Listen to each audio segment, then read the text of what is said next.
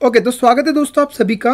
और आप सभी को पता है कि हम लोग हिस्ट्री की एनसीईआरटी पढ़ रहे हैं, है ना। और आप लोगों को पता है कि जो हमारा बेसिक है वो हम लोग स्ट्रॉन्ग बनाने की कोशिश कर रहे हैं आपके लिए लगातार, और बिल्कुल फ्री में आप लोगों को रोज़ एक चैप्टर, ठीक है, रोज़ एक चैप्टर मिल रहा है एनसीईआरटी का। इसका मतलब ये है कि अगर आप लोग रोज़ एक एनसीईआरटी की क्लास को देखते हो तो लगभग आपके 3 महीने में पूरा बेसिक कवर हो जाएगा। और जब आपका बेसिक कवर हो जाता है ना, तो आप लोग देखोगे कि बेसिक कवर होने के बाद कितनी आसानी से आप लोग वर्ल्ड ज्योग्राफी बोलो या फिर वर्ल्ड हिस्ट्री बोलो, है ना, या फिर आप लोग आधुनिक भारत का इतिहास बोलो, ये सब चीज़ों को बहुत ही आसानी से समझ सकते हो। और ये समझने के लिए आपको आपकी जो नींव है वो मजबूत होना चाहिए। और उस नींव के लिए हम लोग लगातार आपके साथ ये काम कर रहे हैं कि हम लोग जो आपका एनसीईआरटी कोर्स है फ्री ऑफ कॉस्ट में आपको दे, और ये कोर्स के मदद से आपका बेसिक स्ट्रांग हो और आप लोगों को जब आप लोग कॉम्पिटिटिव एग्जामिनेशन में बैठो तो आपको वहाँ पर आसानी हो। उसके बाद मैं हमेशा एक चीज़ बोलता हूँ कि एनसीईआरटी से डायरेक्ट कभी क्वेश्चन नहीं पूछे जाते, ठीक है। एनसीईआरटी से कभी भी डायरेक्ट क्वेश्चन नहीं पूछे जाते, लेकिन एनसीईआरटी पढ़ने से आपकी जो सोच विकसित होती है उस सोच को विकसित करना महत्वपूर्ण है। क्योंकि जब आप लोग, आपको पता है कि आप लोग फर्स्ट टू 10th जब आप लोग पढ़े तब जाके आप 12th पास किए, तब आपने ग्रेजुएशन किए, तब आपने पोस्ट ग्रेजुएशन किए, पीएचडी किए। ऐसे ही नहीं ना, आपकी नींव मजबूत होना चाहिए, और जितनी ज़्यादा नींव मजबूत होंगी आपकी उतना ज़्यादा आप लोग अच्छा परफॉर्मेंस करोगे, ठीक है। तो अब हमारा जो टॉपिक है वो है नील विद्रोह, है ना, और उसके बाद क्या होता है। तो मैं ऐसी आशा करता हूँ कि जो पुराने वीडियोस हैं उन वीडियोस को आप लोगों ने समझ लिए होंगे, जान लिए होंगे, और जो तैयारी की बात होती है वो तैयार कर लिए होंगे। तो हम लोगों ने पुराने इसमें देखा था कि किस तरह से जो नील की खेती की जाती है, नील की जो खेती है उसको किस तरह से उगाई जाती है, और उसके लिए कितनी जो ईस्ट इंडिया कंपनी बोलो या फिर गवर्नर जनरल बोलो, किस तरह से लोगों को नील की जो खेती थी वो करने के लिए प्रोत्साहित कर रहे थे। क्योंकि आपको पता है कि जो यूरोप है उसमें जो नील की मांग है वो लगातार बढ़ती हुई दिखाई देती है। इस कारण से जो नील विद्रोह है उसकी शुरुआत होती है। आप देखोगे किस तरह से यहाँ पर महात्मा गांधी जी की एंट्री होती है, और आप देखोगे कि एक आंदोलन शुरू होता है। अगर आपने पढ़ा होगा तो आप जानते होंगे कि कौन सा आंदोलन शुरू होने वाला है। तो अगर आपको पता है तो आप बताइए ज़रूर, बिल्कुल कमेंट में अभी बताइए। मतलब आप लोग वीडियो अभी देख रहे हैं तो बताओ कि नील विद्रोह से कौन सी जो आंदोलन है उसकी शुरुआत होती है। ये आपके लिए क्वेश्चन है, ठीक है। तो अब हम लोग चलते हैं हमारा आगे। तो देखो मार्च 1859 में, ठीक है, 1859 में बंगाल के हज़ारों रैयतों। अब देखो पुराना अगर आप लोगों ने चैप्टर देखे होंगे तो आपको पता होगा कि रैयतों कौन होते थे, वो जो लोग थे वो किस तरह से खेती करते थे, है ना, जमींदार। तो ये सब चीज़ें आपको पता है। तो अभी हम लोग रैयतों को नहीं समझेंगे, वो हम लोगों ने पुराने वीडियो में समझा है, ठीक है। तो अब हम लोग डायरेक्ट चलते हैं कि जो रैयतों थे नील की खेती से इनकार कर दिया, ठीक है। कब? मार्च 1859 में। अब उसके बाद क्या होता है, जैसे जैसे विद्रोह फैला, रैयतों ने बागान मालिकों को लगान चुकाने से भी इनकार कर दिया, है ना। जो लगान वो लगातार चुका रहे थे उससे भी क्या कर देते हैं, वो इनकार कर देते हैं।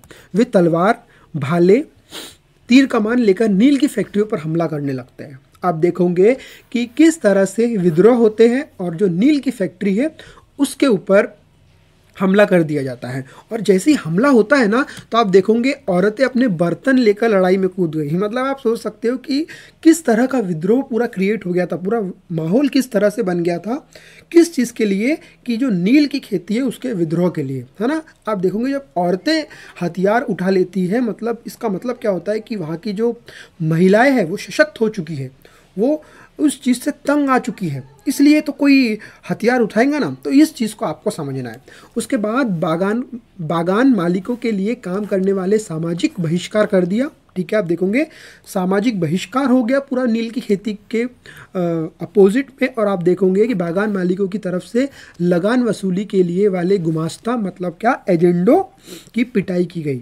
तो किस तरह से आप देखोगे कि जो नील का विद्रोह है वो अपनी धीरे धीरे उसकी प्रोग्रेस होती गई, ठीक है। तो आप देखोगे कि पिटाई की गई, रैयतों ने कसम खा ली कि न तो वो नील की खेती के लिए कर्जा लेंगे और न ही बागान मालिकों के लिए लठिया लो, ठीक है। मतलब क्या होता है इसका मतलब, लाठियारी गुंडा से डरेंगे, मतलब वो किसी से भी ना डरेंगे और ना ही वो नील की खेती के लिए किसी भी प्रकार का जो कर्ज है वो लेंगे। तो इन लोगों ने पूरा डिसाइड कर लिया, किन लोगों ने, रैयतों ने। ठीक है ना, ये हमको पता है कि कौन थे रैयत, किस तरह की ये खेती करते थे। नील के किसान चुप बैठने को तैयार नहीं थे। अब आप क्यों नहीं थे, है ना, क्वेश्चन है क्यों नहीं थे। तो हम देखेंगे क्यों नहीं थे, तो आप देखोगे उन्हें बगावत की ताकत कहाँ से मिली, है ना, दो क्वेश्चन है, कहाँ से ताकत मिली। तो अब हम इस चीज़ को समझते हैं, दोनों ही क्वेश्चन को, कि नील के किसान चुप बैठने को तैयार क्यों नहीं थे, और दूसरा आपका क्वेश्चन है कि उन्हें बगावत की ताकत कहाँ से मिलती है। ठीक है, तो इसमें कोई शक ही नहीं था कि नील की खेती अत्यंत दमनात्मक थी। देखो, कोई भी विद्रोह होने का कारण मुख्य तौर पर क्या होता है कि एक तो उसमें जो, जैसे यहाँ पे लिखा है कि दमनात्मक थी, है ना, अत्यंत दमनात्मक थी। तो अब कोई भी विद्रोह हो रहा है या कोई भी आंदोलन हो रहा है, तो इसका मतलब क्या है कि वहाँ पर लोगों को परेशानी हो रही है, करके लोग उसके लिए आवाज़ उठा रहे हैं। तो जब नील की खेती की बात थी, तो वहाँ की जो सिचुएशन थी, है ना, वो क्या थी, अत्यंत दमनात्मक थी, है ना, दमन कर रहे थे लोगों के ऊपर। ठीक है, इसीलिए क्या होता है, लेकिन जो लोग दबे होते हैं वे हमेशा बगावत नहीं करते, ये बात आपको समझना है, और उस समय के लिए भी समझना है, और आज भी आपको समझना है कि जो लोग दबे होते हैं, लोगों से दब जाते हैं, वे हमेशा बगावत नहीं करते, ऐसा कभी कभी ही होता है। फिर क्या होता है, उसके बाद 1859 में नील ने रैयतों को लगा दी बागान, मालिकों के खिलाफ बगावत में उन्हें स्थानीय जमींदारों और मुखियाओं का भी समर्थन मिल सकता था। ठीक है, मिल सकता है। बहुत सारे गांवों के जिन मुखियाओं से नील के अनुबंधों पर जबरन दस्तखत कराए गए, उन्होंने ही नील किसानों को इकट्ठे किया और लठियालों के साथ आमने सामने की लड़ाई लड़ी। फिर उसके बाद कई स्थानों पर रैयतों को बगावत के लिए उकसाते हुए जमींदार गांव-गांव घूमने लगे। आप देखोगे कि किस तरह से जमींदार थे, वो रैयतों को उकसाने के लिए गांव-गांव घूमने लगे, लोगों को भड़काने के लिए बोल सकते हो, या फिर उकसाने के लिए। उसके बाद क्या होता है, जमींदार इस बात से भी परेशान थे कि बागान मालिकों की ताकत बढ़ती जा रही थी। अब जो कौन थे, बागान थे, जो मालिक थे, उनकी क्या थी, ताकत धीरे धीरे बढ़ती जा रही थी। और आप देखोगे कि बागान मालिक जबरन लंबे समय के लिए ज़मीन ले लेते थे। तो इस तरह की जो बोलोगे दमनात्मक नीति, और ये नीतियों के कारण आप देखोगे किस तरह से जो नील खेती बहुत ज़्यादा प्रॉफिट कमा के दे रही थी, वो किस तरह से थोड़े ही समय में क्या होती है, एक विद्रोह का रूप ले लेती है। ठीक है, उसके बाद नील के किसान को यह भी लग रहा था कि अंग्रेजी सरकार भी संघर्ष में उनका साथ देंगी, लग रहा था। उसके बाद क्या होता है, 1857 की बगावत के बाद ब्रिटिश सरकार एक और व्यापक विद्रोह के खतरों से डरी हुई थी।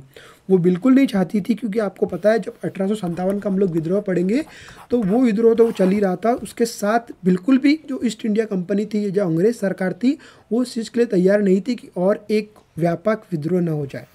ठीक है, उसके बाद जब नील की खेती वाले जिलों में एक और बगावत की खबर फैली, तो क्या होता है, जो लेफ्टिनेंट गवर्नर थे 1859 में सर्दियों के इलाके का उन्होंने दौरा किया, और आप देखोगे रैयतों को लगा कि सरकार उनकी दुर्दशा से परेशान है। बरसात में मजिस्ट्रेट एशले ईडन, ठीक है, नाम याद रखना है आपको, कौन, एशले ईडन ने एक नोटिस जारी कर दिया, और उस नोटिस में क्या था कि रैयतों को नील के अनुबंधन मानने के लिए मजबूर किया जाएगा। इस नोटिस के आधार पर लोगों को यह खतरा फैल गया कि रानी विक्टोरिया ने नील की खेती न करने का हुक्म दे दिया है। तो इस तरह की जो लोगों के बीच में आप मिसअंडरस्टैंडिंग बोलो, या सब जो चीज़ें हैं, वो आप लोगों को यहाँ पर लगातार देखने को मिलेंगी। उसके बाद क्या होता है, ईडन किसानों को शांत करने और विस्फोटक स्थिति को नियंत्रित करने की कोशिश कर रहे थे, लेकिन उनको नहीं पता था कि उनकी कार्रवाई को किसानों ने अपने विद्रोह का समर्थन मान लिया था। फिर उसके बाद जैसे जैसे विद्रोह फैलते गया, कलकत्ता के पढ़े लिखे लोग नील झीलों की ओर चल पड़े। अब आपको पता है कि पढ़े लिखे जो लोग होते हैं ना, उनसे जो गलत चीज़ें हैं वो देखी नहीं जाती। तो उसके बाद क्या होता है, जो पढ़े लिखे लोग होते हैं वो जो जहाँ पर नील की खेती की जाती है उन जिलों की ओर चलते हैं, और आप देखोगे उन्होंने रैयतों की दुर्दशा, बागान मालिकों की जोर जबरदस्ती और अत्याचारी नील व्यवस्था के बारे में लिखने लगे उन लोग, है ना। उसके बाद इस बगावत से परेशान सरकार को बागान मालिकों की रक्षा के लिए सेना भी बुलानी पड़ी। ठीक है, नील उत्पादन व्यवस्था की जाँच करने के लिए एक नील आयोग भी बना दिया गया। ठीक है, मतलब आप सोचिए, मजाक नहीं चल रहा है, नील आयोग की भी यहाँ पे गठन हो जा रहा है। तो ये सब चीज़ आपको समझना है कि किस तरह से एक छोटी सी नील की खेती किस तरह से विद्रोह का रूप ले लेती है। और आप देखोगे कि इस आयोग में बागान मालिकों को दोषी पाया गया, ठीक है, जो इसका विद्रोह के दोषी थे वो कौन थे, जो बागान थे, है ना, जो मालिक थे, उनको दोषी पा गया और जोर जबरदस्ती के लिए उन्हें आलोचना की गई। ऐसे में क्या होता है, आयोग ने कहा कि नील की खेती रैयतों के लिए फ़ायदे का सौदा नहीं है। ठीक है, आयोग ने रैयतों से कहा कि वे मौजूद अनुबंधों को पूरा करें, लेकिन आगे से वह नील की खेती बंद कर सकते हैं। तो आप देखोगे कि किस तरह से एक छोटा सा विद्रोह आयोग गठन किया गया और जो गुनाहगार थे उनको गुनाहगार घोषित किया गया, और आप देखोगे कि उनसे कहा गया कि आप चाहे तो नील की खेती है उसको बंद भी कर सकते हैं। उसके बाद इस बगावत के बाद बागानों के नील का उत्पादन धाराशायी हो गया।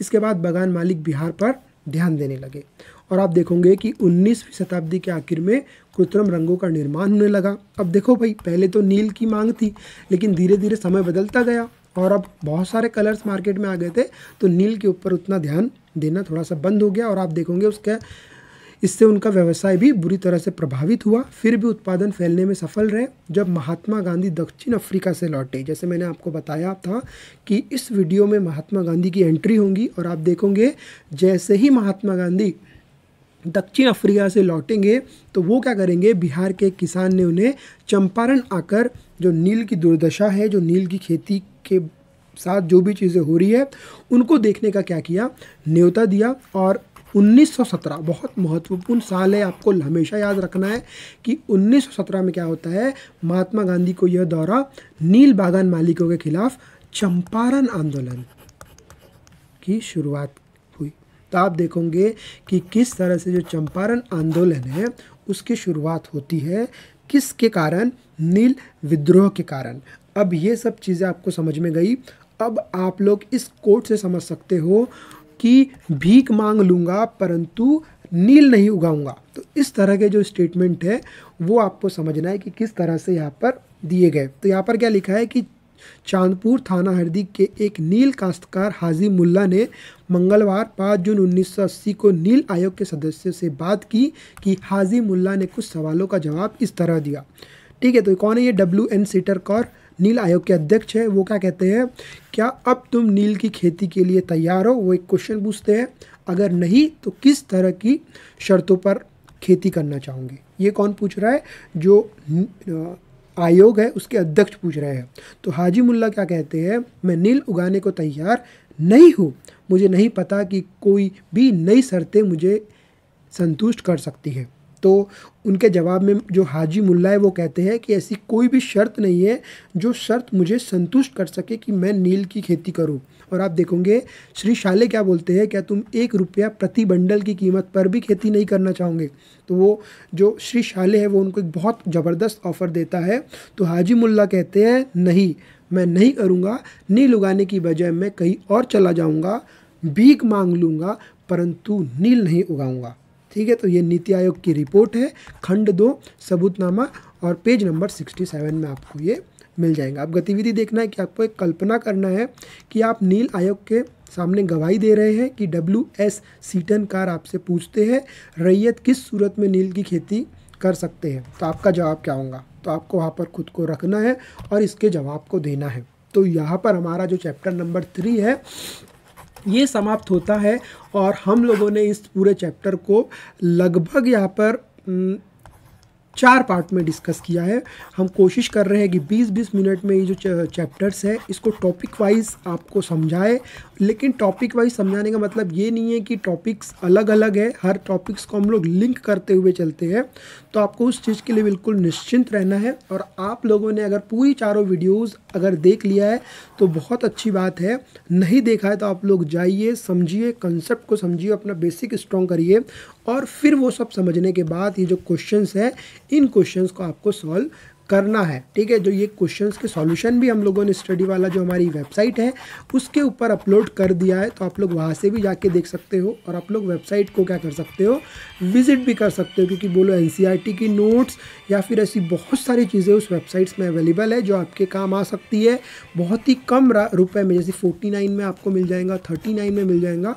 और द हिंदू के जो एडिटोरियल की वीडियोस होती है वो भी आपको इन वीडियोस में देखने को मिलेंगी, इस वेबसाइट में देखने को मिलेंगी। तो इस वीडियो में इतना ही। नेक्स्ट वीडियो में हम लोग चैप्टर नंबर 4 के ऊपर चलने वाले हैं। कोशिश करेंगे कि इनको थोड़ा डिटेल में डिस्कस करें, क्योंकि आपको पता है कि अभी चंपारण आंदोलन शुरू हो गया है, महात्मा गांधी की एंट्री हो गई है, तो किस तरह से चीज़ें आपको घटित होते हुए दिखेंगी। तो इस वीडियो में इतना ही। अगर आपको वीडियो अच्छी लगती है, हमारा काम अच्छा लगता है, तो आप लोग चैनल को सब्सक्राइब करके बेल आइकन को दबा सकते हो, और आप हमसे जुड़ना चाहते हो तो आप हमारे टेलीग्राम को भी ज्वाइन कर सकते हो, क्योंकि जो भी क्लास होती है उसकी लिंक तुरंत वहाँ पर चली जाती है। तो इस वीडियो में इतना ही। नेक्स्ट वीडियो में हम लोग फिर मिलेंगे। जब तक के लिए जय हिंद, जय भारत।